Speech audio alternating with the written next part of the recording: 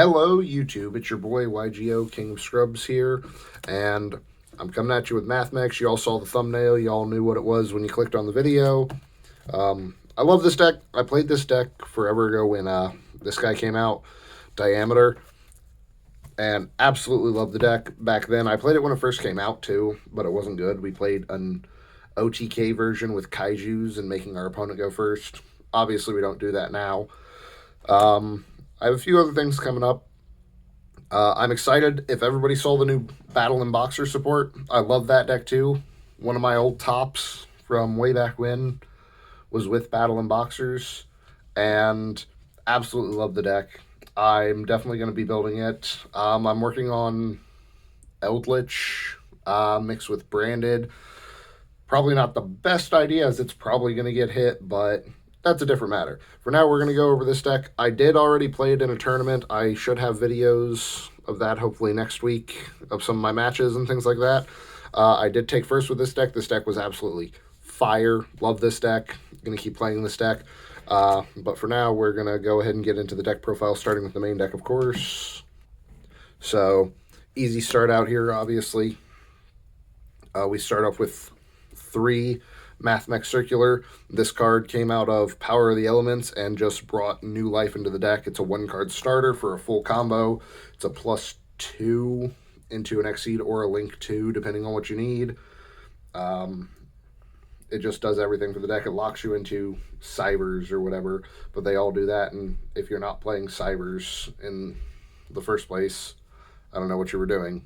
The entire extra deck is Cybers, and the entire main deck is Cybers, other than hand traps. So, but moving on from there, we play 3 Diameter. Diameter is an extender. He's your main normal summon in the deck. Normal summon him, summon one from grave, and then when he's used as a Synchro or Exceed material, which as of right now we only play 1 Synchro, he gives them an Omni Negate, which is very helpful and very nice. From there, we did play 2 MathMech Sigma.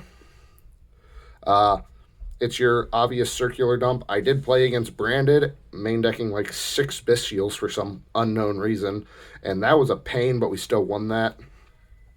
From here, we played 2 Subtraction, just another extender, and you can use, most people don't realize it says target a monster on the field. It doesn't say your monster. You can target your opponent's monster, neg them 1,000 attack summon, make it easier to OTK if you're going for it. From there, we're playing 2 MathMech Edition. Absolutely love this card. This boost to help with the OTK. So you use Subtraction, neg from your opponent, then Addition to add to your monster. Go swinging for game. From there, we played a tech card that did end up coming up a few times, and I kind of liked it. It was one of my small world bridges, too, during games 2 and 3, which was nice, but I did play Triple Code Generator. This is a tech choice. You don't have to play this in the deck, obviously, and you don't have to play 3. I messed around with just 2, and I'm probably going to bring it down to 2, but for now I'm trying it at 3. It worked out really well. I did take first. Absolutely love it. And with that, we use the one of Dotscaper. Almost never get its banish effect, but every once in a great while you will, but you always get its dump to grave effect. From there, we played Triple Parallel Exceed. This is your best small world bridge in the deck. Something that ticks me off. I have one that's really dark compared to the others. I didn't know it when I got it, but apparently this one is a Europrint or something. And then the other 2, that slightly annoys me. So if somebody else has Europrint ones out there and wants to send me, because I do like the darker, but I don't know how to get them. But let me know if you can. But that was it for the main deck monsters, extenders, all that. Like I said, there were some tech choices in the Code Generator and Dotscaper. You don't have to play those, but they're good budgetary options, allow you to continue playing the game, and sometimes just normal summoning Code Generator and linking him off comes up. Because let me double check here. Code Generator. This card is sent to from your hand or field of the graveyard is linked something for a Code Talker. So remember, you do have to use it as a Code Talker, and you can use it in hand for that. But from here, my only hand traps, well, not my only hand traps, but my only monster hand traps were 3 Ash Blossom and 3 Nibiru. Nibiru came up a lot. I actually didn't get to use Ash basically all day. I ashed one time through the tournament, and it didn't change the game. So it's whatever. They're mainly targets for a card you'll see here in a little bit. From there, we played one MathMech equation, Monster Reborn. It's searchable. It's really good. And then 3 Signet Mining, one of your Rotas. Definitely have to play 3 of it. And then I only own 2 Small World, but you definitely can play a third one if you're looking to switch out the code generators. Small World does come up. Code generator doesn't share anything with the MathMechs other than the fact that it's a Cybers. So it's very good for linking. Oh, there is my cat. He decided to come say hi. It's okay. He can sit there. Next, we're playing one Call by the Grave. I wish this card was banned, but obviously it's not going to be. It just feels sacky. And if they ban it, more people are going to buy this next card, which is 3 Crossout Designator. This card came up a lot. I used it on Nib, and I used it on Ash a few times in the tournament. It was very good. I absolutely loved it. I strongly recommend. It's a good budgetary option right now and helps you play through so much. Next, we have our trap cards. We played one Serponification. I don't know if I'm pronouncing that correctly, but good card. I want to play 2 of this. I really do. I like this card a lot at 2, but I could only get 1. This is a $15 card. So I understand my budget, friends. If you have trouble getting another copy of this card, I fully understand. My other spicy tech that I choose to play because I played it back in the day and I'm playing it now is Induction. And this card has come up a lot. It's a 500 boost to all your Cybers, and then it's actually another Disruption, which is good. It came up, I think I used the Disruption effect 3 times and only used it to OTK 1 time, so it's very good. I think this card's good. I would play it. And then the final main deck card, we're just playing 3 Infinite Impermanence. It's our last hand trap. Not much I would change about the deck, mainly just the code generator going down by 1. I actually really like the way I have the deck built, and I'm probably going to keep playing it that way.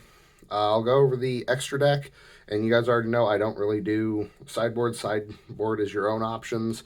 If you're going to regionals and things like that, prep for the meta. If you're going to your locals and only ever playing at locals, I guess prep for your locals. I don't know. If you ever have inspiration to go to a regionals, even if you're just a locals player, I say play like you're always at a regionals. Don't play like you're at a locals. It's better to do and makes you a better player. I am going to change the extra deck. I did not like some of the cards I was playing, but mainly just because they never came up. But we'll start out. I did play 1 Lingarivo. I only own 1, otherwise I would probably play 2 of this. This card was very good.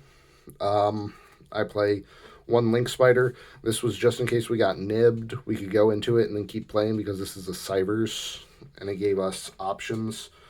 The card that never came up, and I don't know if I'm going to keep playing it. I'm probably going to take it out.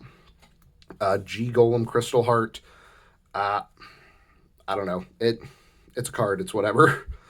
It's supposed to work with, if you get nibbed, you can tag out into Link Spider and then summon one of your other guys and then go use them both into this, and then this summons back the Link Spider to get you a free Link 3 or something like that. But I always had the cross out, so this became less relevant. From there, we did play 1 IP Masquerena. It was a regular part of my end board, so it's very good. I do recommend it. From there, we played 1 Cybers Wicked. It's a Rhoda, basically. It searches for a tuner Cybers monster, so Circular and Sigma, and if you play it, I think Diameter? The black one that tributes, it's a Lone Fire Blossom. I don't remember its name, but yeah. From there, we did play 1 Splash Mage. Every now and then I wish this was a 2 of, but not often enough to actually do it, so I don't know what I'm going to put in. For my Code Talker package with the code generators, I did play 1 Code Talker inverted. This did come up. I think I might put a Code Talker in because it seems like it's a little better just with the downward pointing arrow. But this did come up. You, what was it? You, what was that play? Oh, I, my opponent Nibiru'd me, and I was able to go into the Link Spider, and I didn't have an extender. I had the code generator in hand and had already normal summoned, so I used the code generator and the Link Spider into this, and then code generator dumped Dotscaper, which then was able to go into a Link 3. From there, though, the next code talker would be Transcode Talker. Pretty standard from what I've seen. I only used this one time. It's a good substitute if you don't have some of the other code talkers that are maybe a little bit better, but it's not bad. I know I would like a I forget the name of the card. It's the guy with the umbrella or satellite looking thing on his back, and 2000 attack makes a monster attack twice. I would want him.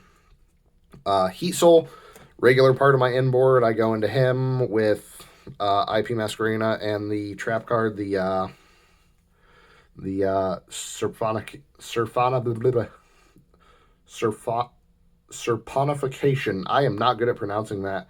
And sometimes Induction with follow-up in hand. This just gets me a draw.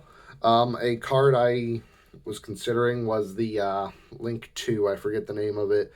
When a monster at points 2 activates its effect, you can target a monster on the field and negate its effect, but you can put it right here where he soul points 2. And then you can activate Heat Soul as a disruption, drawing card, and then using his effect to negate a monster on board. From there, we did play the one of Access Code Talker. I actually only used this once to OTK, surprisingly. I have many. You don't have to have it. There are lots of ways to put a lot of damage on board. I did play 2 Prime MathMech Laplication.